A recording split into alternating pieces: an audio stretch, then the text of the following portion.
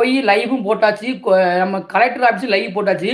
நீதிமன்றத்துக்கு நான் இப்ப போறது எதுக்கு காரணம் கேட்டீங்கன்னா, என் கேஸ் சம்மந்தமா அவன்ட்ட லஞ்சம் வாங்கி சில அதிகாரிகள், அவங்க விஷயமா என்னென்னலாம் பண்ணாங்க, என்கிட்ட என்னெல்லாம் ஆர்கியுமென்ட் பண்ணாங்கங்கிறத சில வீடியோ ஆதாரம் வச்சிருக்கேன். எங்கள்ட்ட ஆர்கியூ பண்ணானுங்க. அந்த வீடியோ ஆதாரம் மொதற்கொண்டு கோர்ட்ல சமர்ப்பிச்சு, அத்தனை அதிகாரிகளையும் கோர்ட்டுக்கு வரணும். அதுக்காக தான் இதுக்கு வந்து நியாயமா நம்ம வந்து ஒரு வக்கீல வச்சு நியமிச்சு வாதாடுறதுக்குலாம் வந்து வேஸ்ட்டு. ஏன்னா, அரசு வக்கீல்களே போலீஸ்காரங்க எதிர்த்து எவனும் வாதாடவும் மாட்டாய்ங்க. ஸோ வந்து நம்ம பிரச்சனை நம்ம தான் பார்க்கணும். எனக்கு காசு குடுத்து வாதாடுறதுக்கு வழி இல்ல. லைவ போடுவோம். தப்பு தான். உள்ள தூக்கிட்டு போனா என் பொண்டாட்டி வந்தானா, அந்த நீதிமன்றத்துல உள்ள அத்தன பேரு அங்க நாஸ்தி ஆயிரும் அது. இது பெரிய நான் மட்டும் தான் யாரையுமே என் விஷயத்துல என் சொந்த பந்தங்கள் யாரையுமே நான் இழுக்கலைங்க. நான் மட்டும் தான் போராடி இருக்கிறேன்.